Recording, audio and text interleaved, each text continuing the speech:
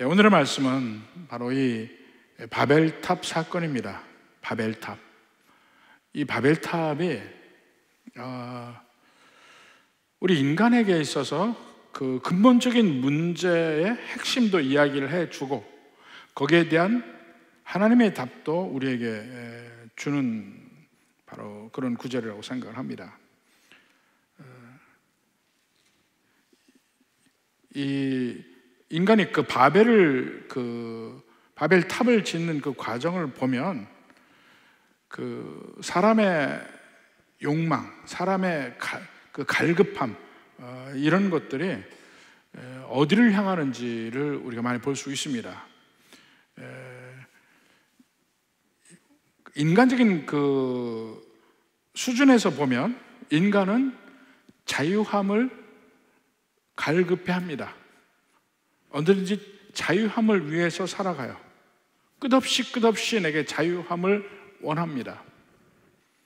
그래서 인간 세상 전체에서 그 자유함을 최대한도로 함께 누릴 수 있게끔 만든 시스템이 법치주의예요.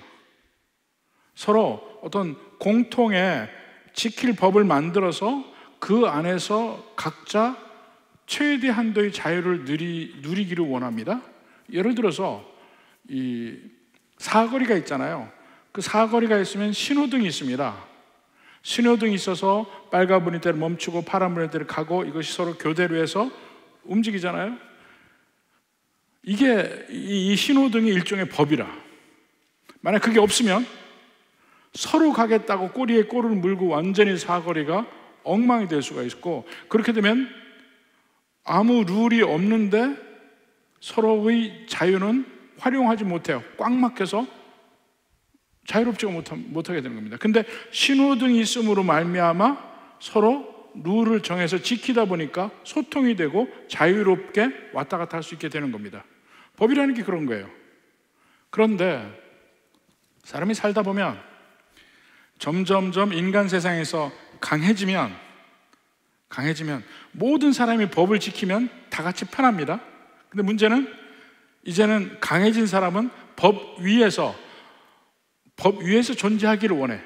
자기의 자유함, 다른 사람이 누리지 못하는 그런 자유함을 누리기를 원합니다. 근데 그게 어디까지 가냐면 하나님의 영역까지 침범하려고 하는 것이에요. 그것이 제일 먼저 에덴 동산에서 우리가 본 거죠. 인간은 에덴 동산에서 최선의 삶, 최고의 삶을 살게 되어 있었습니다. 에덴 동산에는 모든 나무의 실과를 먹고 모든 삶에 기쁨이 있고 하나님과의 관계도 좋고 모든 이 동식물들은 인간에게 복종하는 관계이고 왕적인 존재이고, 단지 하나, 동산 중앙에 있는 선악을 알게 한 나무의 실과는 먹지 마라. 그것은 하나님을 인정하는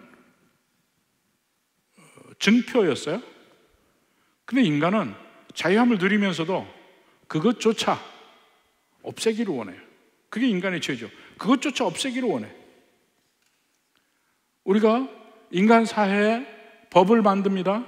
그 법을 누구나 지키면 다 편안해집니다. 그런데 그것조차 없기를 원해. 그것을 뛰어넘어서 자유함을 누리기를 원해요. 하나님을 인정하면 이 세상에서 다 편하게 되는데 그것도 넘기를 원해요. 인간은 스스로가, 그 자유함의 극치가 뭐냐면 인간은 스스로가 하나님처럼 되기를 원해요. 그게 자유함에 대한 갈망의 가장 극치입니다. 역사를 보면 수없이 많은 사람들이 바로 그러한 면을 누렸고 계속해서 누리기를 원합니다. 구약성경에 보면 가장 대표적인 예가 느부갓네살 왕이에요. 느부갓네살 왕. 그는 군사적으로 그 당시 천재였습니다. 그가 나가서 하는 전쟁마다 이기지 않는 전쟁은 없었습니다. 그러니까 그는 아버지 나보폴라살과 함께 그 신바벨론을 건설하지만 아버지가 그 신바벨론의 첫 번째 왕이 되지만 실질적으로 그 왕국을 건설한 것은 느부갓네살이에요. 그가 아버지 이후에 큰 바벨론을 건설하면서 그가 뭐라고 했냐면, 다니엘서 4장 30절을 봅시다. 나 왕이 말하여 이르되, 느부갓네살 왕이 말하는 겁니다.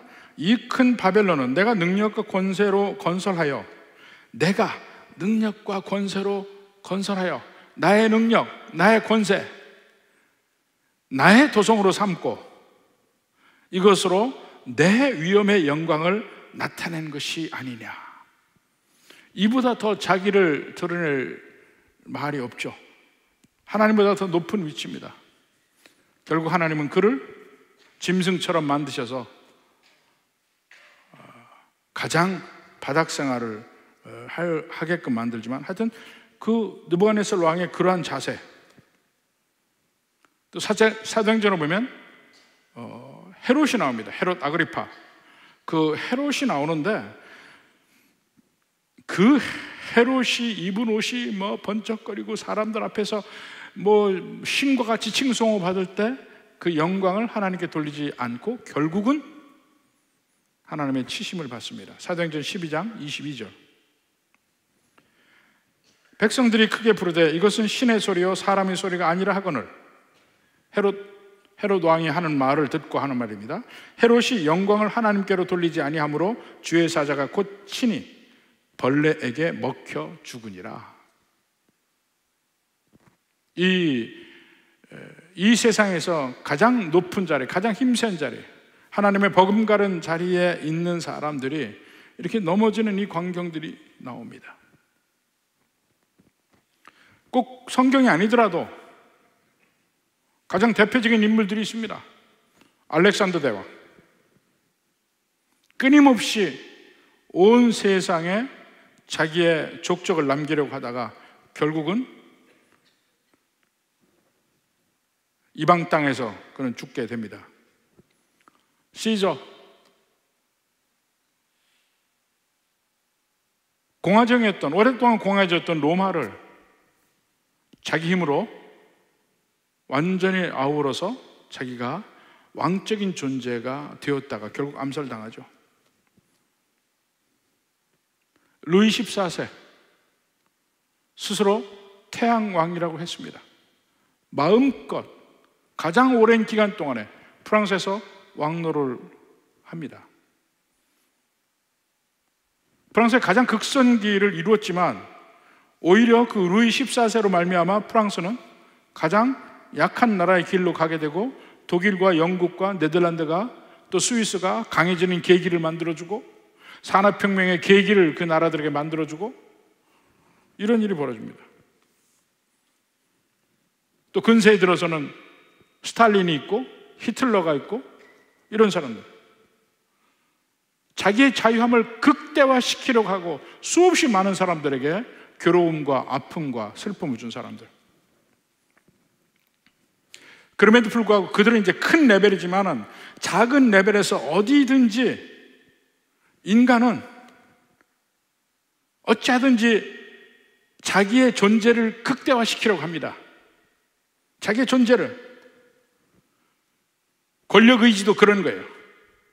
힘을 점점 갖게 되면 내가 더 커져. 내 물질을 많이 갖게 되면 그만큼 내 존재가 커져. 명예도 마찬가지고 끊임없이 그런 것을 향해서 달려가는 인간 상들을 보게 됩니다. 근데 그 근본 동기가 뭐냐면 자기가 자기의 그 존재감을 극대화시키려고 하는 거예요. 거꾸로 얘기하면 자기의 비존재에 대한 두려움이 있어서 그걸 극복하기 위해서 노력을 하는 겁니다. 자기를 계속해서 자기를 나타내려고 해요. 그게 가장 그 표징적인 면이 이 바벨탑 사건이에요. 이 바벨탑 사건은 1절부터 9절까지 나오는데 이것은 이 히브리 성경에 계속해서 나오는 그 문학적 구조가 있죠. 전후 대칭 구조. 1절과 9절이 서로 대칭이고 2절과 8절이 대칭이고 이 전후 대칭이 쭉 서로 같은 면들이 있습니다. 홍수에서 봤죠? 홍수에서 전후 대칭 구조에서 결정적으로 가장 중심에서 터닝 포인트가 있잖아요.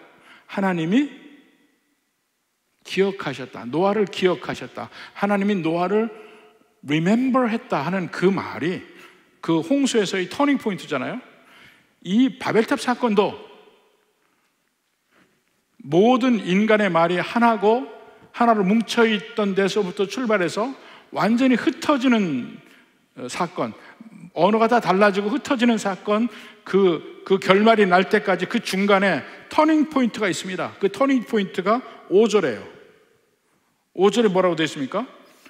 여호와께서 사람들이 건설하는 그 성읍과 탑을 보려고 내려오셨더라 하는 그 장면이 터닝 포인트예요. 그 전까지는 인간이 하늘을 향해서 쫙 탑을 짓습니다.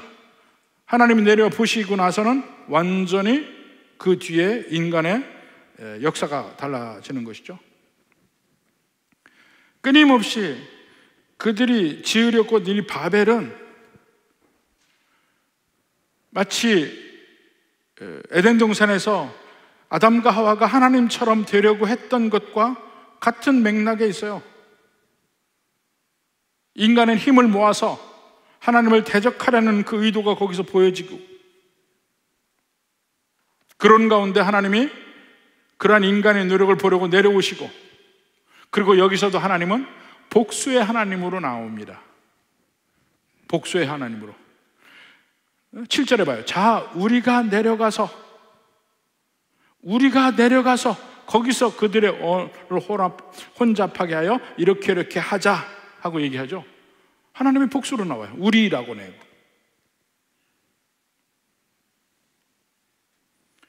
그 하나님의 관심이 있은 뒤로 뭉쳐있고 하나가 되고 높이 하나님께로부터 가려고 했던 그 인간이 결국은 흩어지게 되는 계기가 여기서 보여집니다. 그러니까 이 바벨탑 사건 전까지는 인간은 흩어지지 않았어요. 그러니까 우리가 지난 시간에 10장을 보면 셈과 함과 야벳이 어느 지방에 다 흩어져 살았던 하는 말이 나오는데, 그것은 바벨탑 사건 이후의 일입니다. 그 전까지는 안 흩어졌어요. 근데 안 흩어졌는데 오히려 그걸 앞에서 얘기를 해요. 그걸 서로 역사적 순서로 바꿔놨단 말입니다. 왜냐하면 더 극적인 효과를 위해서 바벨탑 사건을 뒤에 이야기할 필요가 있어요.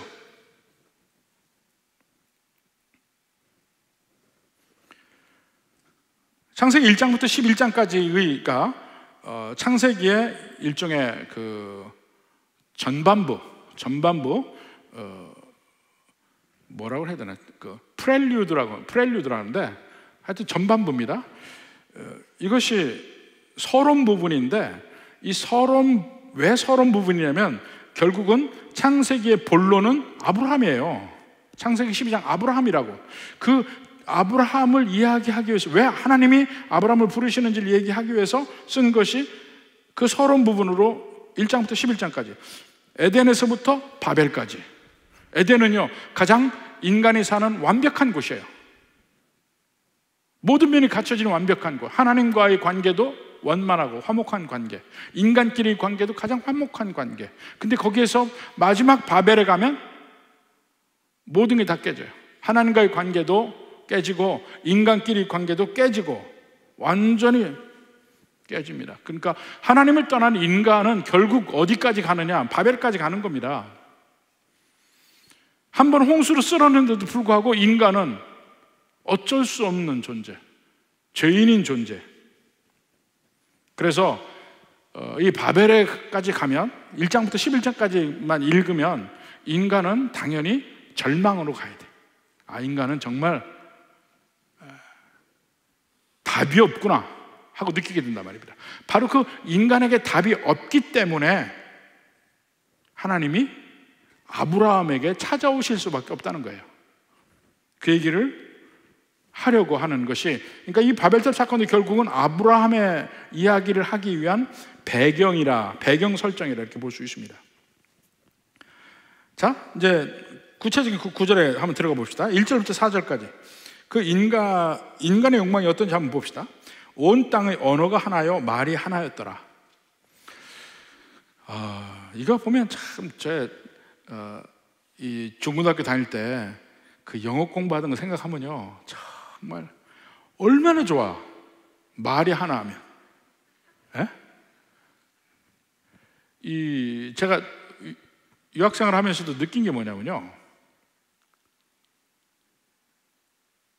미국 친구들이 영어로 공부를 하는 걸 보면 걔네보다 우리가 보통 한 2배의 노력을 해야 걔네가 이해하는 만큼을 이해할 수 있습니다. 우선 전부 영어책 보니까 영어책 읽는 시간이 그들보다 훨씬 느려요. 그리고 어떤 거는 잘못 이해하고, 어떤 거는 너무 어려워서 계속 반복해서 읽어봐야 되고, 특히 어려운 개념들이 나오면 더욱 그렇습니다. 근데 걔네들은 지네 말이잖아. 얼마나 편해요. 얼마나 편해.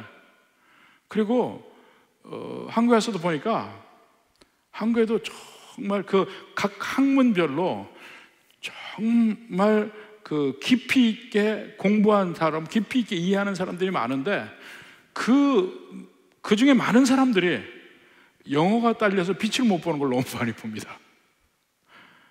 영어가 딸리는 거야. 다른 건 다 괜찮은데 영어 딸리는 거야. 어떤 사람은 학문적인 깊이는 없는데 영어를 잘해서 괜히 잘 팔리는 사람이 있긴 했어요. 이 실력과 별개의 어학이. 근데 이걸로 잘잘못이 결정이 나는 것이 참 안타까웠습니다. 근데 만약에 말이 하나라면 그런 거 다 없잖아. 진짜 실력대로 가잖아요. 가끔씩 그 미국 학생들한테 참 억울함을 느낄 때가 상당히 많이 있었습니다. 공부할 때 보면 언어가 하나 있다, 최고의 환경이에요. 언어가 하나 있다는 거는. 그리고 그런 면에서 학문의 발달이 엄청나게 갈 수 있습니다. 언어가 하나면. 대체로 서양 세계에서 모든 학문이 먼저 발달을 했는데, 그것이 우리나라로 들어오는 데는 항상 장벽이 있어요. 이 번역을 해야 되잖아.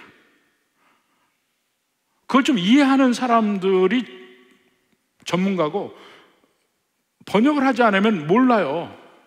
우리 이 성경에 관한 것도 특히 이 80년대부터 그 퍼스널 컴퓨터가 발달되기 시작하면서부터 책이 나오는 속도가 그 전보다, 옛날에 전부 글로 썼습니다.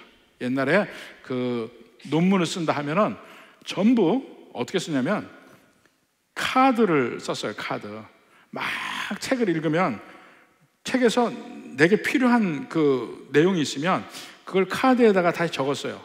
적고 그게 출처가 어딘가 이걸 딱 적어놔. 이 카드를 해서 이게 주제가 뭐다 하는 것을 해놓고 카드를 정리해 놓습니다. 그러면은 이 학예 논문 하는 사람들은 이런 카드가 엄청나게 많이 있어요. 몇 개씩 이 카드 캐비넷이 있습니다. 카드 캐비넷에 이게 많이 있어가지고 주제별로 나눠놔요. 그러면 어떤 주제를 쓴다 그러면 미리 이렇게 프레임을 정해놓고 그 주제 중에 소주제에 카드가 모아져 있잖아요. 그걸 갖다가 그 하나씩 봐가면서 쓰는 거예요. 논문을 그렇게 썼어요. 그게 얼마나 노력이 많이 들어간 줄 아세요? 근데 퍼스널 컴퓨터가 나왔어. 카드가 필요 없어요. 이제는 이 컴퓨터 안에 그 카드와 같은 그런 파일링 시스템이 있어요. 소프트웨어로 뭐 파이어팍스라는 것도 있고 뭐 이렇게 있어요. 거기다가 넣으면은 언제든지 딱 단어를 치면 거기에 그 단어가 있는 카드가 쫙 나오는 거야. 책 쓰는 게, 책이 그 퍼스널 컴퓨터 전과 후를 보면 출판의 속도가 한 100배가 늘었어요. 100배. 그러니까 사람들도 자기의 역작이라는 책을, 이 유명한 교수들도 자기 일생 동안에 2-3권 쓰면 평생이 갑니다. 옛날에는. 요즘은요 1년에 1권씩 써요. 그 쓰기가 쉬워졌어요. 그러니까 막 지식이 폭발적으로 늘어나고 있거든요. 근데 그렇게 100배가 늘어났잖아요. 영어권의 지식이 100배가 늘어납니다. 뭐냐면 지식이 다 거기에 모여 있으니까, 영어권 안에 모여 있어요. 그러니까 다른 언어권 사람들 전부 영어권에서 공부해. 그러니까 거기에 다 모여요. 문제는 다른 언어로 이걸 가져와야 되는데 그 번역의 속도는 100분의 1도 안 돼요. 그러니까 우리나라에 들어오는 책들이 실제 영어권에 있는 책에 비하면 100분의 1도 안 온다니까. 여기서 그걸 보고 공부를 해야 돼요. 그럼 여기서 석사과정이나 박사과정 학생들을 가르치려고 하면 책이 없어요. 그 모든 학문이 다 똑같아. 우리나라 말로 된 책이 없어요. 있을 수가 없어요. 그거 다 출판하면 출판사 망해. 사는 사람이 별로 없어가지고. 참 언어가 다르다는 것이 이 장벽을 넘기가 너무너무 힘듭니다. 그래서 특히 공부하고 연구하는 사람들에게는 이 언어의 장벽이라는 게 엄청나게 느껴지는 겁니다.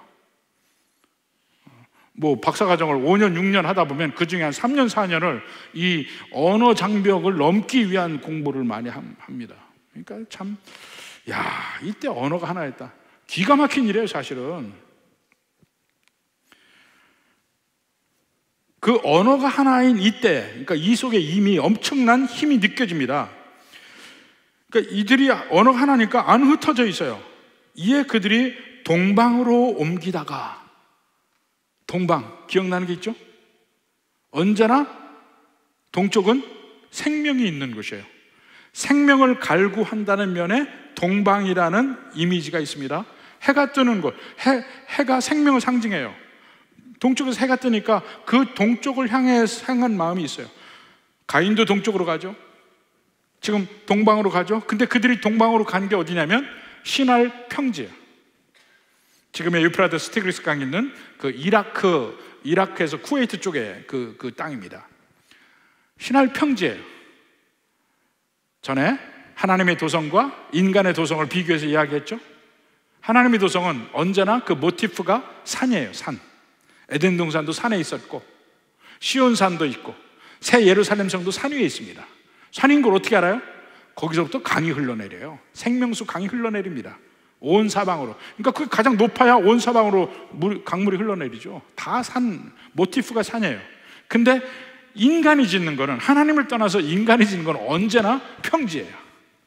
평지. 소돔과 고모라도 평지에 있고 바벨탑도 시날 평지에서 탑을 쌓습니다. 그리고 하나님이 성전에 관해서 이야기할 때 보면 돌로 쌓으라 그래요. 돌로 쌓으라는데, 인간이 하는 걸 보면 그때 막 나오는 게 뭐냐면 벽돌이 나와요. 벽돌. 그러니까 이 바벨론, 그 메소포타미아 문명, 또 이집트 문명, 거기에서 나오는 게 벽돌이에요. 벽돌은 인간이 만드는 거잖아. 돌은 자연적인 거고. 벽돌을 만들어요. 그리고 로마가 그렇게 로마의 건축이 유명해진 이유가 뭐냐면 로마가 콘크리트를 쓰기 시작합니다. 시멘트를 가지고. 그때부터 엄청난 변화를 갖게 되는데 이들도 거기서 벽돌을 굽는 걸 알아요. 그냥 벽돌은 이 강도가 떨어집니다. 근데 구우면은 강도가 세지잖아요. 근데 벽돌을 만들어 구워서 역청으로 서로 엮고 이렇게 해서 점점 높은 탑을 쌓게 됩니다. 동편에 시날 평지, 다 이게 모티프가 있어요. 가인도 에덴의 동쪽으로 가죠. 에덴을 떠나자면 그들 동쪽에 가. 롯도 아브라함을 떠나서 동편 소돔과 고모라 쪽으로 갑니다. 아브라함의 첩인 그드로의 아들들도 결국 이삭을 떠나서 동편으로 갑니다. 모든 사람이 동편으로 가. 생명을 갈구해요. 그래서 거기에서 시날 평지를 만나 거기 거류했다. 이건 거류했다는 것은 잠시 머무르는 게 아니에요. 거기 아주 살았다는 얘기입니다. 살았다. 흩어지지 않고 거기 살아요. 하나님은 뭐라 했습니까? 땅에 충만하라고 그랬어요. 흩어져 사는 것이 하나님의 뜻이에요. 근데 안 흩어지고 말도 안 하고 신할 평지에서 모여서 살면서 높이 탑을 쌓기 시작해. 자, 서로 말하되, 3절부터 봅시다. 이제 인간이 결심하기 시작해. 서로 말하되, 자, 벽돌을 만들어 견고히 굽자. 이스라엘 사람들은 벽돌을 몰랐어요. 근데 그 메소포타미아, 그 바벨론에서는 벽돌을 썼습니다. 그리고는 탑을 건설하자 그랬는데, 탑이라는 것은 그냥 이런 탑이 아니고 아마 피라미드처럼 그 옛날에 그 바벨을 상상하는 그걸 보면 실제 그 이라크 쪽에서 나온 유적을 보면 그 바벨과 비슷한 그런 유적이 나오는데, 피라미드는 이렇게 사각이잖아요. 근데 바벨은 원형으로 돼서 점점 이렇게 그 소용돌이처럼 올라가게 되어 있는 그 형태가 유적으로 나왔어요. 이것이 아마 바벨의 형태가 아닌가 이렇게 생각을 합니다. 근데 그건 순전히 거의 다 어떤 그 종교적 목적으로, 아니면 공공의 목적으로 쓰는 것, 그 자체가 뭐 그 자체에서 산다거나 뭐 이런 건 아니고, 자, 그렇게 해서 벽돌을 해서 탑을 건설해서, 4절에 보여요. 탑을 건설해서 탑 꼭대기를 하늘에 닿게 하여 우리의 이름을 내고 온 지면에 흩어짐을 면하자. 하나씩 봅시다. 하늘에 닿자. 이게 무슨 소리입니까? 인간이 교만해지는 거죠. 자신의 노력으로 하늘에 닿으려고 해요. 사실 그 하나님을 떠난 모든 이 세상에 인간의 노력들이 거의 다 이 특징을 가지고 있습니다. 자신의 노력으로 하늘에 닿으려고 하는 것. 전에 잠깐 말씀드렸지만은, 예를 들어서 뭐 오체투지 이게 뭡니까? 5걸음 갔다가 쫙 땅에 엎드러지는 거. 5걸음 가고 딱 엎드러지고. 이게 티벳 사람들에게는 최고의 종교심의 표현이에요. 근데 그들은 먹을 것만 있다 하면 그걸 하려고 그래요. 그러니까 그들이 발전할 수 없는 거야. 하여튼 먹을 것만 있으면 그거 하려고 그래. 그러면 온 가족이 그 오체투지 하는 그 사람의 뒤를 따라서 그걸 보조하고 다녀야 됩니다. 대개 보면 그 뒤에 온 가족이 리어커를 끌고 뒤를 쫓아가요. 가다가 먼저 앞에 가서 그 다음 야영지 가서 또 기다리고 있고, 또 먹을 걸 주고, 이렇게 하면서 그 사람의 그런 그 종교적 수행을 서포트하고 막 이러는 일들이 있는데, 다 자기의 행동을 통해서 뭔가 어떤 그 하늘까지 닿으려고 하는 노력들이 바로 그런 거예요.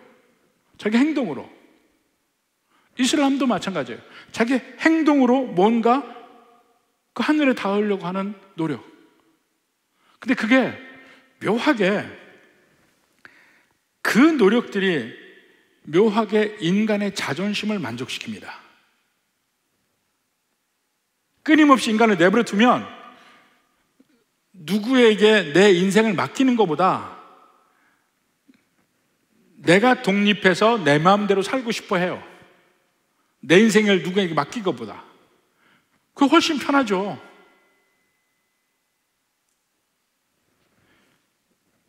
모든 종교가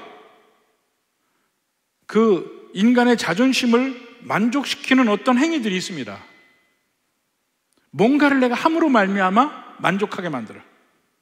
샤머니즘도 마찬가지예요.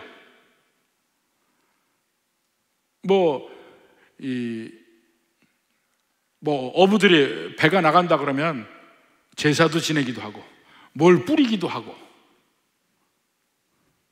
심지어는 건물을 지을 때도 돼지머리 놓고 뭘 절도 하기도 하고, 또 연예계에서 영화를 만든다, 뭘 만든다, 전부 제사를 한 번씩 해요. 돼지머리 놓고. 그러니까 근데 내가 그렇게 한 행동을 통해서 스스로에게 위안이 되는 거야. 위로가 되고, 이제 잘 될 거다는 마음이 드는 거예요. 내가 이렇게 했으니까. 내 행위를 통해서 어떤 위안을 받는 면이 모든 종교에 있으니까요. 기독교만 빼고. 기독교는 내 행위를 통해서 스스로를 위안하는 면을 적극적으로 반대하고 있습니다. 그 대표적인 예가 바리새이잖아, 바리새. 우리는 예수님 믿으면서도 전적으로 십자가에 매달려 산다고 하면서도 불구하고 끊임없이 우리는 바리새적인 면이 우리에게 나와요. 아니면 내 행동을 통해서 뭔가 내가 위로를 받기를 원해. 하나님 앞에 이렇게 했으니까 나 괜찮죠? 이런 거.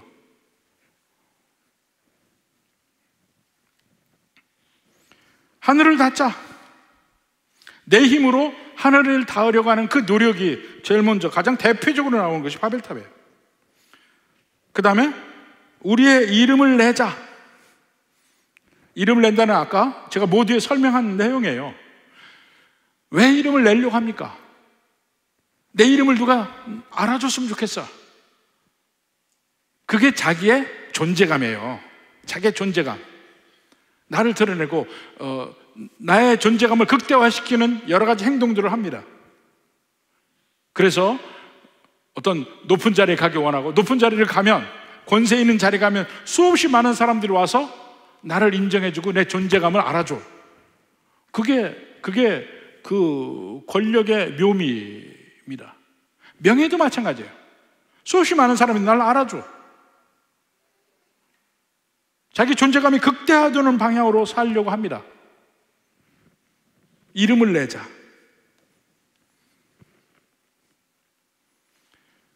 거꾸로 인간을 불안하게 하는 것이 뭐냐면 내 존재감이 없어지는 쪽으로 가게 되는 걸 굉장히 두려워합니다.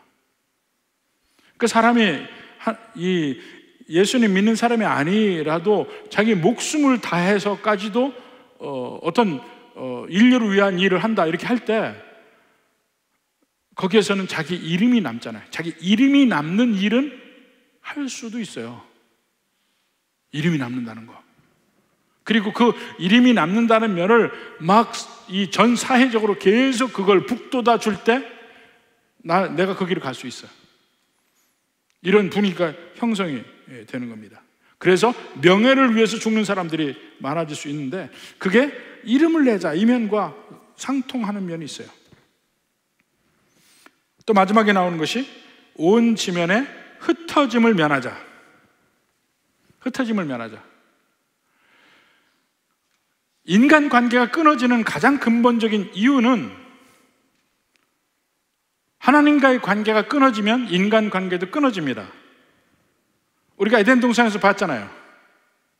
하나님처럼 되려고 선악을 알게 한 나무의 실과를 먹었더니 서로 벌거벗은 줄을 알아요. 그래서 서로 가리기 시작해. 가린다는 것 자체가 거기서부터 관계가 끊어진다는 것을 의미합니다. 그것이 뭐냐면 내가 하나님처럼 된다. 이거 죄의 가장 근본이에요. 하나님을 인정하지 않아. 내가 내 마음대로 살고 싶어요. 이게 죄의 근본인데 그렇게 하다 보면 필연적으로 이기적이 될 수밖에 없어요. 인간끼리 서로 이기적이 된다면 인간에게는 벽이 생길 수밖에 없습니다. 그 이기심이 내려놔져야 되는데 그 진정한 의미에서 이기심을 내려놓는 가장 유일한 방법은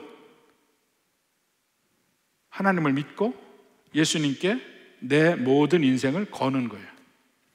그 길밖에 나를 버리고 관계가 회복되는 일이 없습니다. 저는 많은 분들이 가족 관계가 서로 갈라져 있었는데 예수님 믿고 그 관계가 회복되는 걸 전 여러 번 봤어요. 예수님 믿고 제가 처음 예수님 믿을 때 그 교회 미국에서 예수님 믿었으니까 거기에 태권도 도전하는 분이 한 분 계셨어요. 성격도 괄괄해. 근데 동생하고 같이 이민을 왔는데 동생하고 싸우고 동생은 멀리 2시간 거리에 있는 다른 도시에 가서 살고 10수년을 서로 연락 않고 살았었어요. 근데 이분이 예수님을 믿기 시작한 거예요. 예수님을 믿고서 제일 먼저 한 게 뭐냐면 동생에게 전화했어요. 그리고 전화하고 서로 나다 서로 얘기하면서부터 둘이 같이 울기 시작했어요. 그러니까 그리워하면서도 서로 같이 못해. 그 갈라짐을 어떻게 메울 수가 없는데 예수님 믿고 나서 용기도 생기고 그 동생이 불쌍한 마음도 생기고 사랑하는 마음도 있고 연민의 정도 있고 전화해야 되고 같이 울면서 관계가 회복됐습니다. 근데 이런 일들이 비일비재해요. 진짜 예수님을 믿는다면 관계가 회복될 수밖에 없어요. 근데 지금 에덴 동산의 이제 바벨탑의 문제가 뭐냐면 하나님을 떠나서 우리끼리 잘 살자 하는 거예요. 흩어짐을 면하자. 근데 하나님을 떠나서 같이 잘 살려고 하는 그 관계는 성공할 수가 없습니다. 모든 우리의 삶의 경험을 돌이켜보면 다 그래요. 자, 그래서 하늘에 닿자, 이름을 내자, 흩어짐을 면하자. 그래서 바벨탑을 지은 겁니다.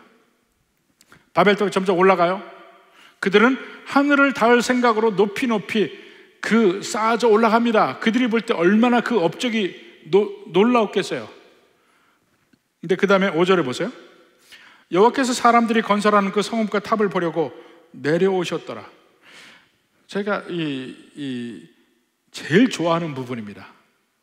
내려오셨더라. 인간은 지금 그들이 힘을 합해서 그 높이 쌓아온 그 바벨탑을 보면서 성취감에 충만해요. 우리가 이렇게 놀랍게 했다. 근데 하나님이 위에서 보니까 안 보여. 내려오셔야 돼. 정말 통쾌한 장면이에요. 안 보여. 인간이 그렇게 높게 했다고 그러는데 위에서는 안 보여. 그래서 내려와야 돼. 보려고, 성읍과 탑을 보려고 내려오셨더라. 인간의 최고의 건축물도, 그러니까 하나님과 인간의 차이를 가장 극명하게 보여주는 대목이라고 생각을 합니다. 자, 그 다음에 6절에 여호와께서 이르시되 이 무리가 한 족속이요 언어도 하나이므로. 셈, 함, 야벳이 지금 갈라진 게 아니죠. 한 족속이요 언어도 하나이므로 이같이 시작하였으니 이후로는 그가 하고자 하는 일을 막을 수 없으리로다. 자, 이후로는 그가 하는 일을 막을 수 없다 하는 것이 하나님이 나중에 되면 내 위치가 위험해지겠네 하고 느끼는 게 아니란 말입니다. 인간의 하는 행동을 막을 수 없다는 얘기는 이제 그들이 점점점 간이 부어질 거란 말입니다. 야, 우리가 이렇게 놀라운 일을 성취했으니까 이제 우리가 뭐든지 다 할 수 있어. 잘못된 믿음을 갖게 되고 우리가 스스로 힘을 합치면 능치 못할 게 없다고 생각을 하고 스스로 힘으로 충분하다고 생각하고 점점점 하나님을 필요하지 않게 생각해요. 그러다 보면 어디로 갑니까? 결국은 멸망의 길로 갈 수밖에 없는 겁니다. 인간은 하나님을 떠나서 하는 모든 가장 선한 행동이라 할지라도 결국은 스스로를 점점 더 멸망의 길로 가게 하는 일을 해요. 하나님을 떠나서는. 그래서 하나님이 그걸 막으시는 거예요. 가장 대표적인 예가 가나안을 저주하는 행위가 오히려 다른 사람들이나 가나안에게도 궁극적으로 복이라고 그랬잖아요. 그들이 저주를 받는 게 복이에요. 지금 여기서도 그들이 하는 일을 막는 것이 그들의 복이 되는 겁니다. 그렇죠? 더 이상 멸망의 길로 가지 않게끔 하는 겁니다. 그래서 하나님이 그들을 막는 방법 중에 하나가 뭐냐면 그 언어를 혼잡하게 한다. 7절에 자, 우리가 내려가서, 여기도 내려가야 돼. 또 내려가서 거기서 그들의 언어를 혼잡하게 하여 서로 알아듣지 못하게 하자. 하나님은 사실은요 안 내려오셔도 보여요. 그죠? 이 온 천지 만물을 하나님이 모를 것이 없잖아요. 하나님은 어디든지 계신다. 그 omnipresence라고 그래요. omnipresence. 편재하신다 그래요. 그리고 모든 것을 다 아신다. 다 본다는 의미죠. 근데 일부러 인간은 그렇게 높이 지어서 정말 그 자기들의 업적을 정말 자랑스럽게 생각하는데 하나님은 그걸 보려고 내려와야 된다. 이런 면에서 그냥 인간과 하나님의 넘을 수 없는 차이를 이야기하는 것뿐이에요. 언어를 혼잡하게 하자. 그래서 서로 이해를 못하게 합니다. 그래서 그곳의 이름이 9절에 보니까 바벨이라고 돼요. 바벨. 이 바벨이란 말이에요. 원래는 바브엘이에요. 바브엘. 하나님의 집 또는 하나님의 문이라는 의미예요. 그 바벨이란 말이. 근데 히브리어로 바벨은 이 알아들을 수 없는 말을 바벨이라고 합니다. 우리가 옛날에 그 6.25 이후에 이 미군들이 와서 있잖아요. 미군들이 와서 있으면 미군들이 막 영어로 얘기하면 못 알아듣으니까 뭐라고 하는지 아세요? 뭐라고 했어요? 저 사람들이 샬라샬라 한다고 그랬어요. 기억하세요? 샬라샬라 한다고 그랬어요. 근데 그 말이 이 히브리어에도 있어요. 그들이 베블베블 한다 그렇게 얘기합니다. 베블베블 한다. 그리고 영어도 똑같아요. 영어도 베블베블이라는 말이 있습니다. 그래서 바바리안이라는 말이 알아듣지 못하는 베블베블 하는 사람들이란 의미가 바바리안이에요. 그러니까 이 야만인을 바바리안이라고 했잖아요. 옛날에 로마 사람들이 아니면 다 야만인이었어요. 근데 로마 사람들은 라틴어를 하잖아. 라틴어 말고 다른 말 한단 말이에요. 못 알아들어요. 그 사람들이 바블바블 한다는 거예요. 그래서 그들의 이름을 바바리안이라고 부른 거예요. 알아들을 수 없는 말을 하는 사람들. 이게 다 이 바벨이라는 말과 다 일맥상통하는 말이에요. 서로 알아들을 수 없는 말을 하는, 서로 베블베블 하는 거예요. 그래서 그 지역 이름을 바벨이라고 했다는 겁니다. 자, 그래서 9절에 그러므로 그 이름을 바벨이라 하니 이는 여호와께서 거기서 온 땅의 언어를 혼잡하게 하셨습니다. 여호와께서 거기서 그들을 온 지면에 흩으셨더라. 흩었어요. 그래서 그 결과로 10장에 야벳의 그 아들들은 이렇게 흩어졌고, 함의 아들들은 이렇게 흩어졌고, 셈의 아들들은 이렇게 흩어졌고 하는데 셈의 아들 중에 일부는 아직 얘기를 안 했어요. 나머지 셈의 아들 중에 이야기 안 한 사람들을 요 10절 이후에 이야기를 합니다. 거기에 누가 있어요? 아브라함이 있어요. 그러니까 흩어져서 살게 된 사람들을 그 중간에다가 왜 흩어졌는지 그 이유를 말한 것이 바로 바벨 사건이에요. 그럼 제일 중요한 족속은 아직도 말 안 하고 있어요. 그 셈의 후예 중에 누구예요? 에벨, 벨렉 요 후손들. 그리고 완전히 흩어지잖아요. 근데 이 바벨에서 흩어진 사건은 미래에 다시 그들을 모을 하나님의 계획과 서로 연결되어 있습니다. 이 성경 전체에서 보면요, 우리가 아는 바벨론, 그러니까 이 남한국 유다를 멸망시킨 느부갓네살 왕의 그 바벨론 왕국을 신바벨론, 후기 바벨론이라고 그래요. 근데 고대 바벨론은 바로 니므롯이잖아요. 니므롯이 세운 바벨론 나라가 있고, 그 바벨론이 신할 평지에서 하나님을 대적하는 일을 주도한 사람들이 전부 그 바벨 사람들이라. 그 바벨론이에요. 근데 바로 니므롯이나 이 바벨론이 하나님의 도성에 반대되는 그 대적의 개념으로 성경에 쭉 나옵니다. 물론 역사적으로는 느부갓네살 왕과 그 바벨론을 이야기한 적도 많이 있지만 성경에 끊임없이 바벨론은 하나님을 대적하는 도성이에요. 요한계시록까지 그것이 나옵니다. 예를 들어 보면, 자, 이사야서 13장 19절 봅시다. 열국의 영광이요 갈대아 사람들의 자랑하는 놀이개가 된 바벨론이 하나님께 멸망당한 소돔과 고모라 같이 되리니. 바벨론이 갈대아 사람들이 자랑하는 그 영광의 곳이에요. 바벨론이, 바벨이 있는 곳, 그들이 소돔과 고모라 같이 멸망하리라. 역사적인 것도 있지만 상징적인 면도 있는 겁니다. 예레미야서 50장 51장에 보면 계속해서 바벨론의 멸망을 이야기합니다. 다니엘서도 결국 다니엘이 간 데가 어디입니까? 바벨론이에요. 근데 그 바벨론이 있는 곳에서 그 바벨론의 멸망을 결국 또 얘기합니다. 다니엘서 1장부터 5장까지 보면.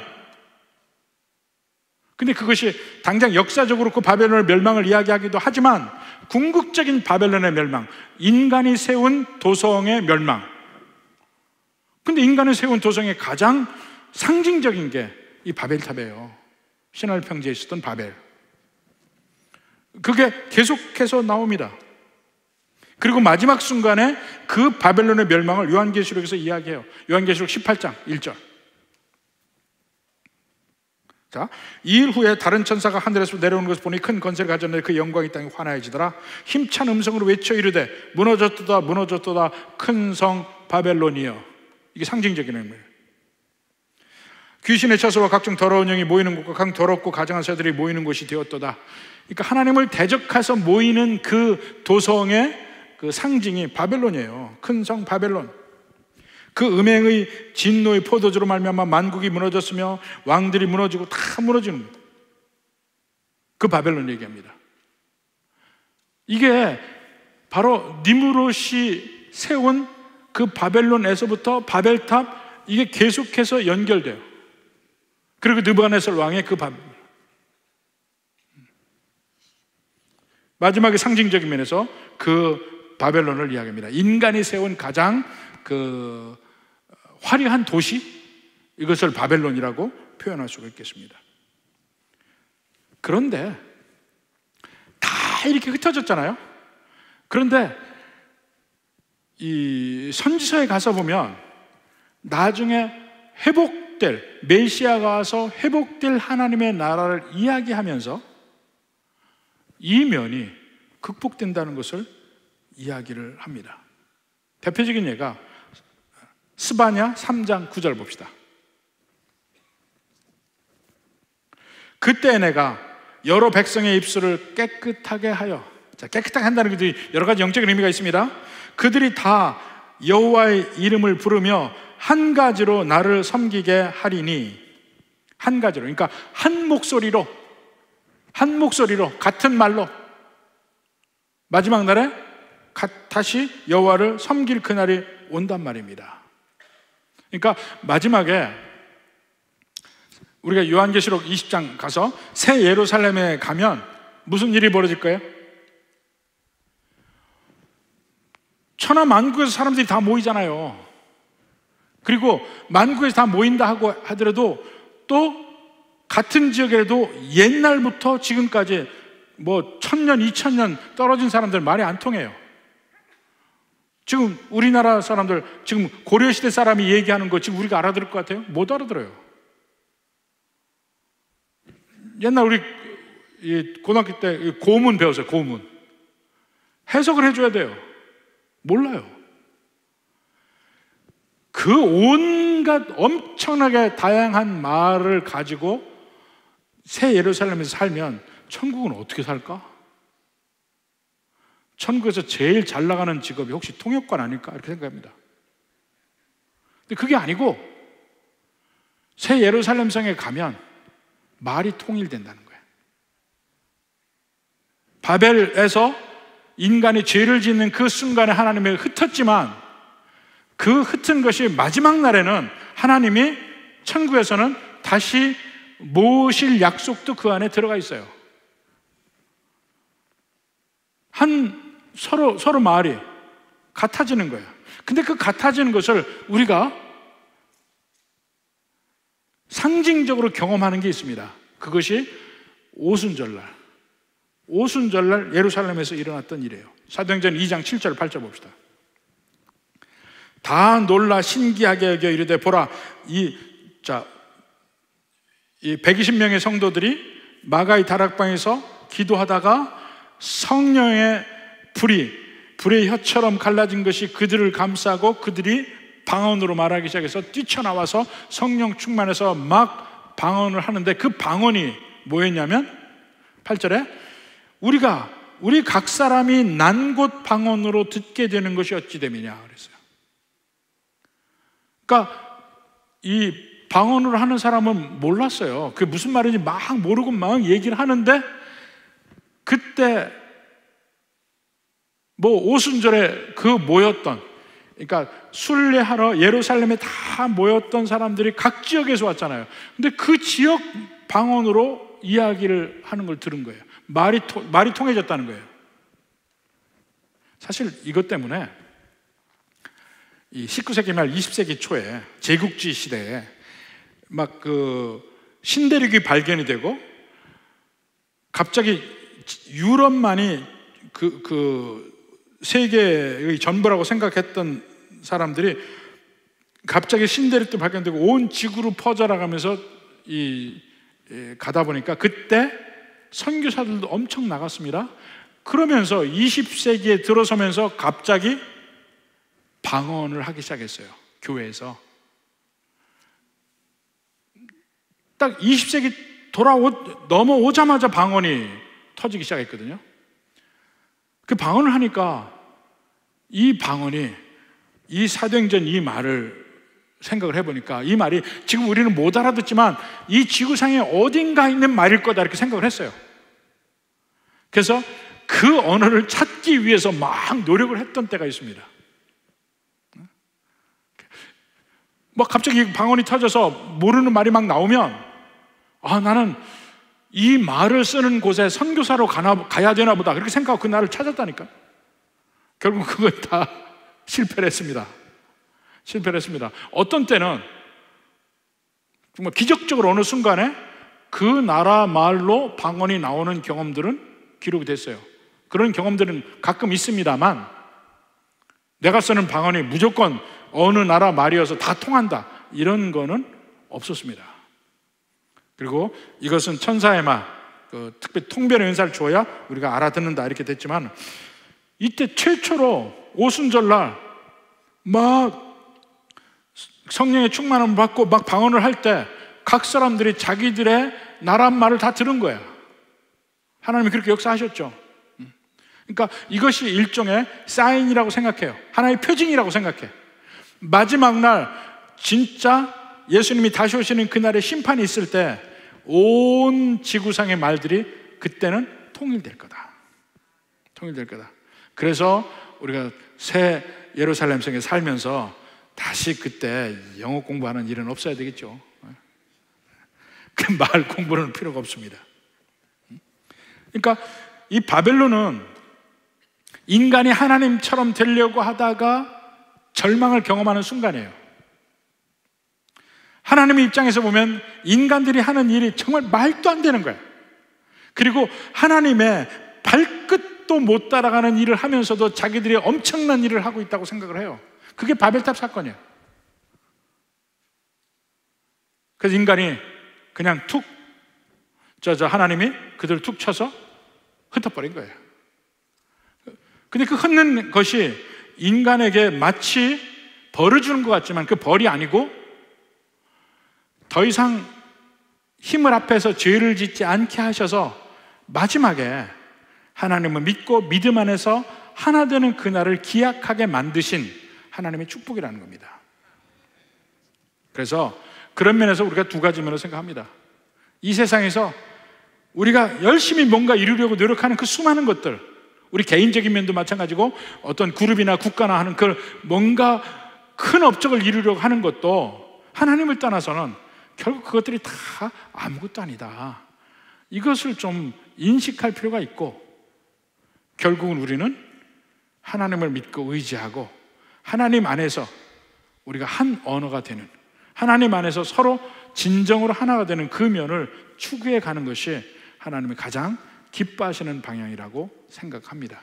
바로 이 상징적인 이 바벨탑 사건에서 이 전혀 다른 극과 극의 두 가지 일을 우리가 함께 느낄 수 있었으면 좋겠습니다.